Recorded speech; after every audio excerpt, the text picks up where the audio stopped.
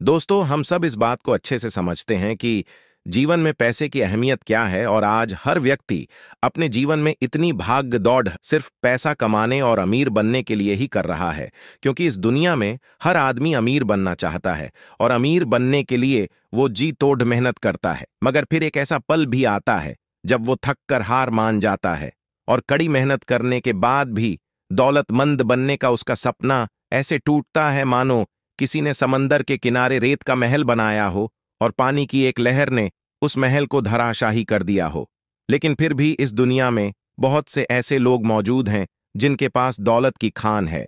ये वो लोग हैं जिनको खर्च करने के लिए कभी भी सोचना नहीं पड़ता। अगर भारत की बात करें तो उनमें रिलायंस के मालिक मुकेश अंबानी और रतन टाटा जैसे बड़े नाम शामिल हैं।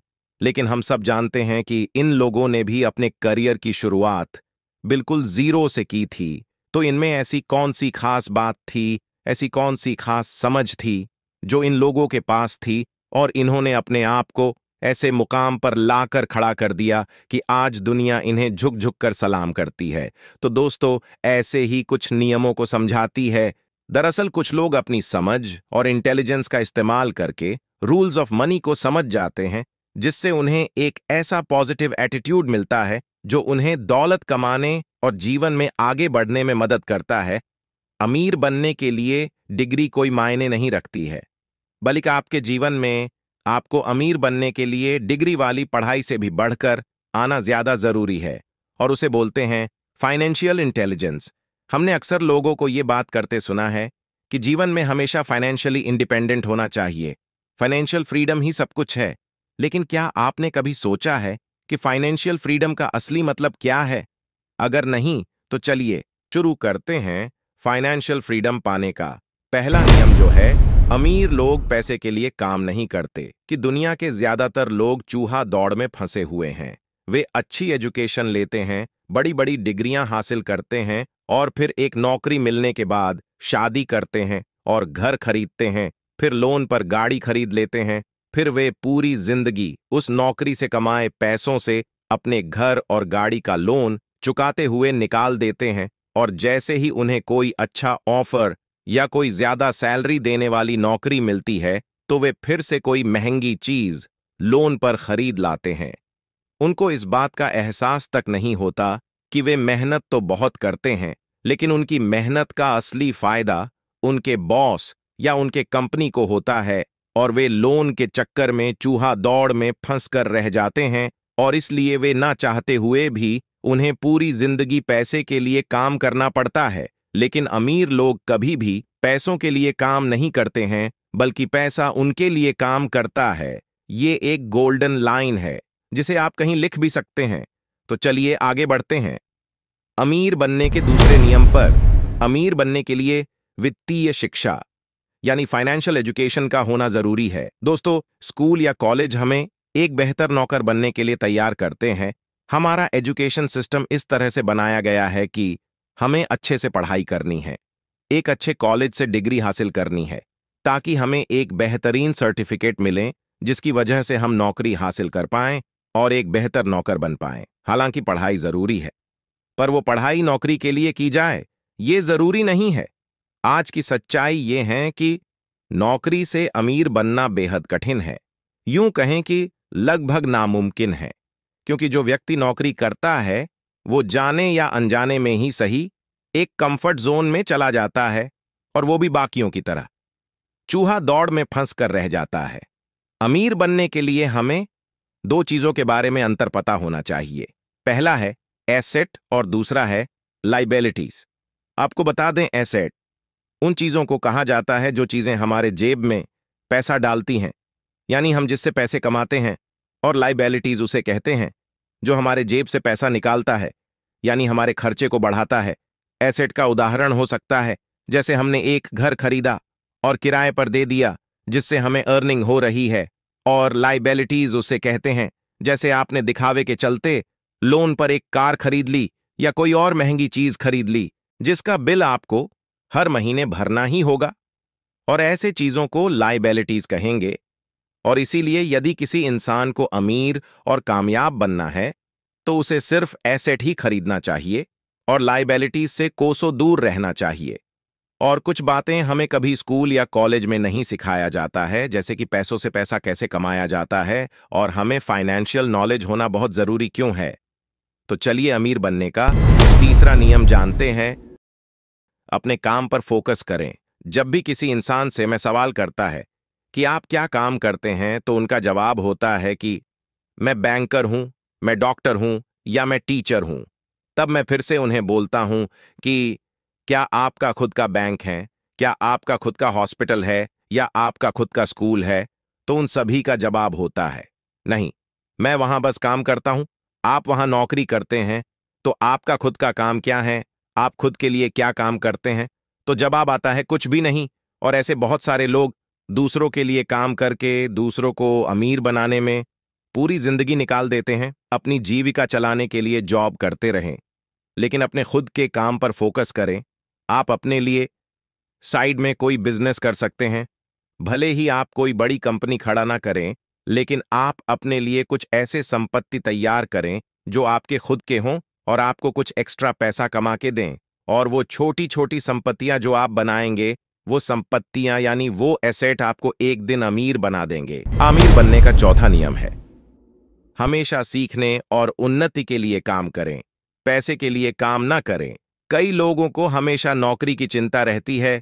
वे सुबह टाइम से ऑफिस जाते हैं, काम करते हैं और चूहा दौड़ को बहुत समय तक फॉलो करते रहते हैं। उन्हें लगता होगा कि वे अपने काम से बहुत प्यार करते हैं, पर ऐसा नहीं है।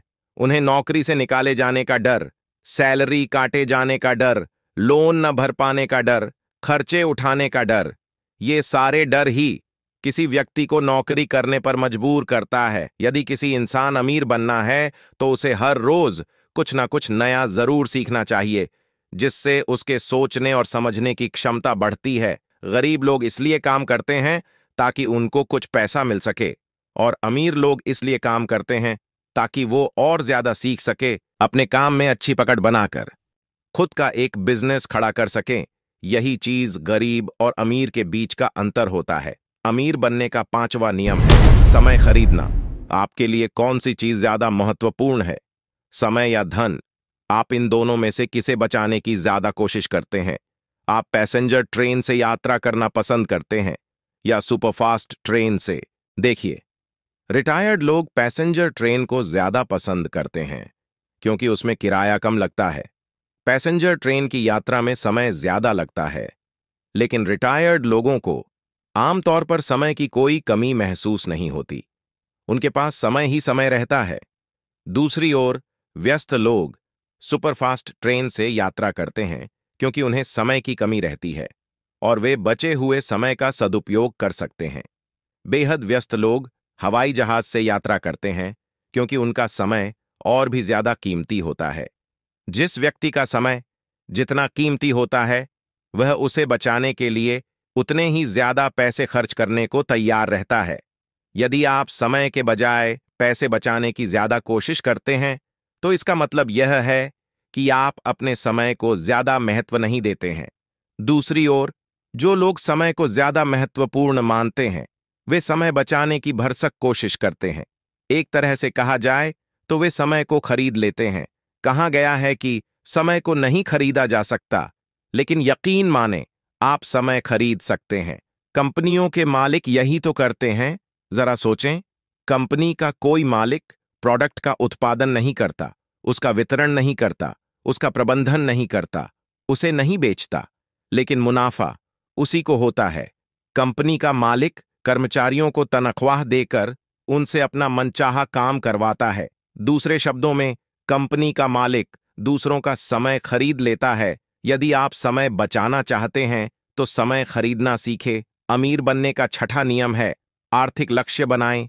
अगर आपका कोई लक्ष्य ही नहीं है, तो आपकी सफलता संदिग्ध है।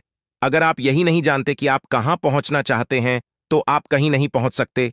जैसे किसी यात्रा पर जाने से पहले आपको यह पता होना चाहिए कि आप कहां जाना चाहते हैं, उसी तरह आपको यह भी पता होना चाहिए कि आर्थिक क्षेत्र में आप कहां पहुंचना चाहते हैं। तभी आप वहां तक पहुंच सकते हैं। यदि आपकी कोई मंजिल ही नहीं है, तो आप वहां तक पहुंचने की योजना कैसे बनाएंगे और उस दिशा में कैसे चलेंगे? अगर आप जीवन में कुछ करना चाहते हैं तो यह जान लें कि लक्ष्य के बिना काम नहीं चलेगा। लक्ष्य दो तरह के होते हैं, सामान्य लक्ष्य और निश्चित लक्ष्य। सामान्य लक्ष्य इस प्रकार के होते हैं: मैं और ज्यादा मेहनत करूंगा, मैं अपनी कार्य कुशलता बढ़ाऊंगा, मैं अपनी योग्यता में वृद्धि करूंगा, इत्यादि। दूसरी ओर स्पष्ट लक्ष्य इस प्रकार के होते हैं: मैं हर दिन 8 घंटे काम करूंगा, या मैं हर महीने 20,000 रुपए कमाऊंगा, या मैं सॉफ्टवेयर डिजाइनिंग का कोर्स करूंगा। अस्पष्ट लक्ष्य वे होते हैं जिन्हें नापा या जांचा जा सकता है। लक्ष्य जितना अस्पष्ट होता है, आपके सफल होने की संभावना उतनी ही ज्यादा होती है। अमीर बनने का 7वां नियम है अमीरी के रास्ते में आने वाली बाधाएं। ऑथर कहते हैं, अमीर तो हर कोई बनना चाहता है और लाइफ में कभी न कभी हर इंसान अमीरी के रास्ते पर जाने की कोशिश करता है, लेकिन बीच में कुछ ऐसी बाधाएं आ जाती हैं जिसकी वजह से इंसान अमीर नहीं बन पाता है। यहां पर ऐसे ही 5 बाधाओं पर बात की गई हैं जो किसी भी इंसान को अमीर बनने से रोकती है। पहली बाधा है, दुनिया के ज्यादातर लोग अमीर बनने के बाद खुश नहीं रह पाते हैं, क्योंकि जितना डर उनको गरीबी में था उससे कई गुना डर उनको अमीर बनने के बाद लगता है।